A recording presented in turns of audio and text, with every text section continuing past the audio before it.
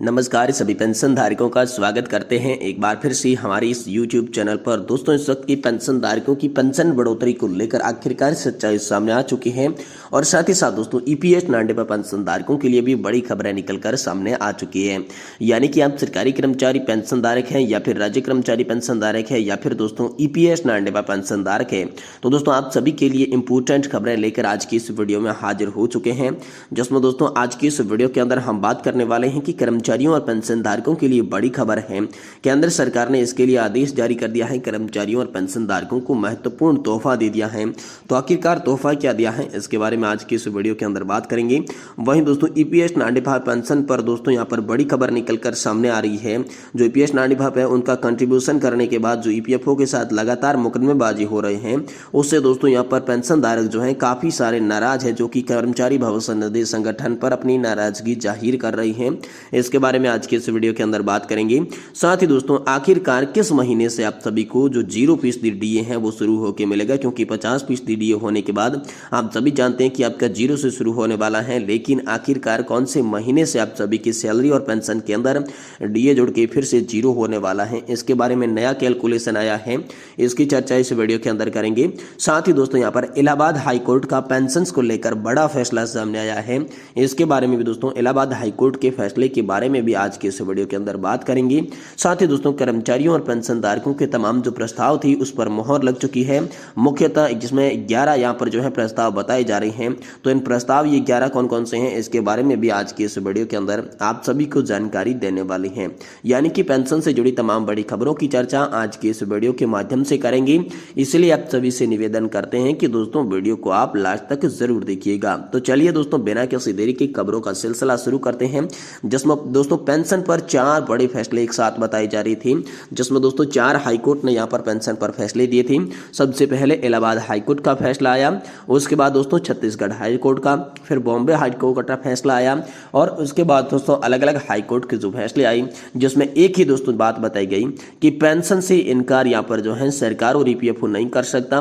Pension धारकों का pension जो है वो मौलिक अधिकार है और इससे वंचित नहीं रखा जाता। अगर ऐसा करती है सरकार तो उसे ब्याज सहित जो है भुगतान करना होगा।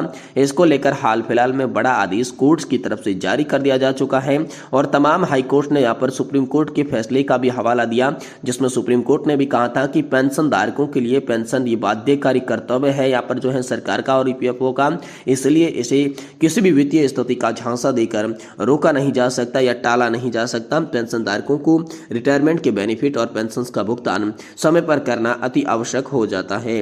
साथ ही दोस्तों EPS नांडेपा पेंशन धारकों के लिए अगली बड़ी खबर की बात करें तो दोस्तों यहाँ पर जो है लगातार EPS नांडेपा पेंशन धारकों ने कंट्रीब्यूशन दिया है, फिर भी दोस्तों उन्हें पेंशन के लिए मुकदमेबाजी का सामना करना पड़ रहा है। इसलिए दोस्तों कर्मचारी भविष्य निधि संगठन पर जो पेंशन धारक है वो काफी सारे नाराज है।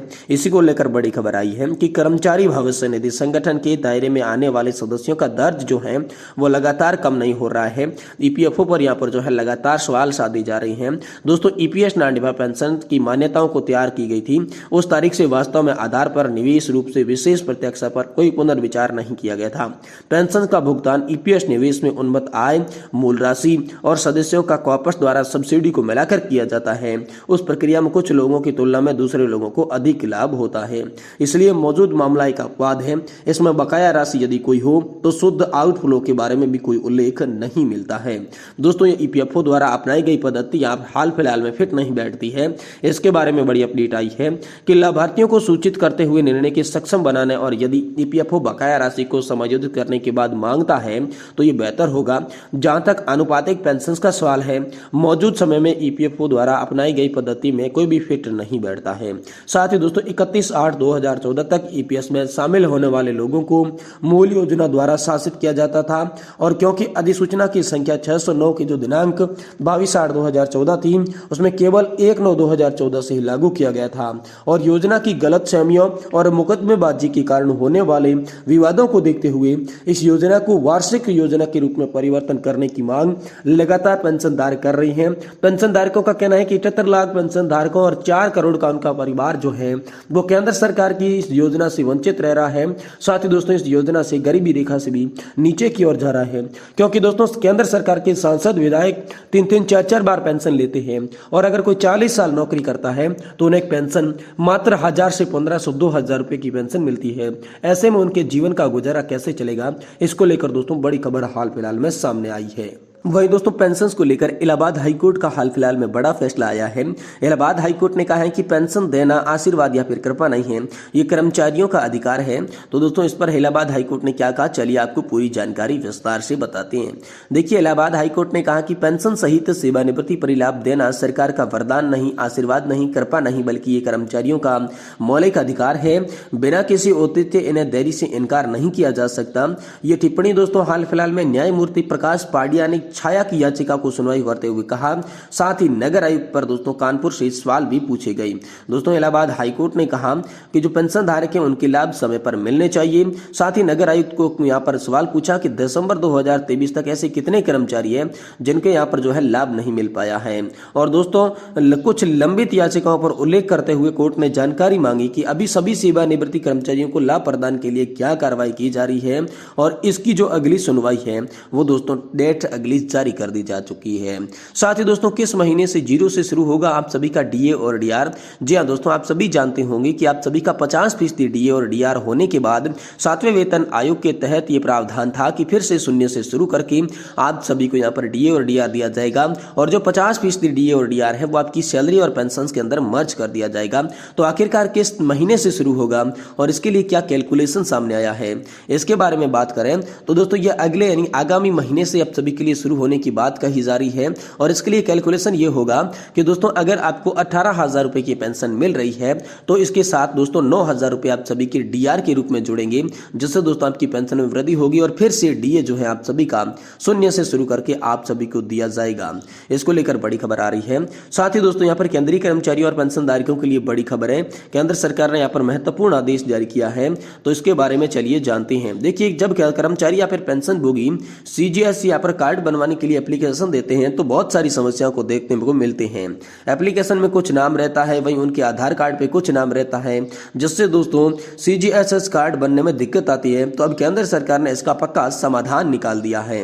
दोस्तों इसके लिए मुख्यतः 8 टॉपिक बताए गए हैं। तो विशेष टॉपिक क्या है इसके बारे में हम बात करते हैं। देखिए, कर्मचारी या फिर पेंशन भोगी के नाम की स्पेलिंग में बहुत सारी त्रुटियां देखने को मिलती है। डेट ऑफ बर्थ में मिस्टेक दिखाई देती है, साथ ही साथ जेंडर में भी कभी कभी गलतियां दिखाई देती है। ऐसे में दोस्तों सीजीएचएस कार्ड की बनाने में समस्या उत्पन्न होती है। उसी को दूर करने के लिए एक यहाँ पर जो है अपॉइंटमेंट सर्कुलर केंद्र सरकार की तरफ से जारी किया गया है, जिसमें इसका वेरिफिकेशन क्लियरिफिकेशन कर दिया गया है। दोस्तों आधार कार्ड में जो नाम है वही नाम सीजीएससी कार्ड पर है, यानी कि इस प्रकार की सारी समस्याओं को देखते हुए केंद्र सरकार ने सर्कुलर में बताया कि कर्मचारी और पेंशन भोगी जब कार्ड बनवाने के लिए एप्लीकेशन देते हैं तो उनके आधार कार्ड में जो नाम है, डेट ऑफ बर्थ है, जेंडर है, उसी के अनुसार दोस्तों आपका कार्ड बनने वाला है। साथ ही दोस्तों ऐसे बहुत सारे कर्मचारी और पेंशन भोगी हैं, इनको लेकर चिंता हो रही है कि आखिरकार क्यों लिंक करना है, इससे क्या फायदा होगा। इस प्रकार के बहुत सारे प्रश्न पेंशन धारकों के मन में आ रहे हैं। तो केंद्र सरकार ने इसके बारे में सारे डाउट आपके क्लियर कर दिए हैं, जो कि सर्कुलर जारी करके दे दिया है। साथ ही केंद्र सरकार ने कहा है कि ऐसा कुछ नहीं है जो कि अपने सीजीएससी आईडी और आभा आईडी से जोड़ने पर आपका हेल्थ रिकॉर्ड पूरी तरीके से डिटेलिंग हो जाएगा। आप कहीं भी ऐसा इसको ट्रैक कर सकते हैं। यही बात रहेगी, आपकी प्राइवेसी को चिंता किए बिना पेंशन भोगियों की इजाजत के बगैर आपका हेल्थ रिकॉर्ड किसी के पास शेयर नहीं किया जाएगा।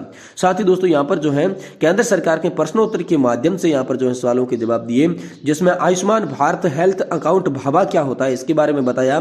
साथ ही सीजीएसएच के लाभार्थियों को इसका क्या फायदा मिलेगा इसके बारे में बताया गया। साथ ही सीजीएससी के बेनिफिशियरी अपने अकाउंट के आभा से कैसे लिंक कर सकते हैं इसके बारे में भी दोस्तों यहाँ पर जानकारी दी गई। यानी कि केंद्र सरकार ने तमाम जो पेंशन धारकों के सवाल थे उनको क्लियर कर दिया है।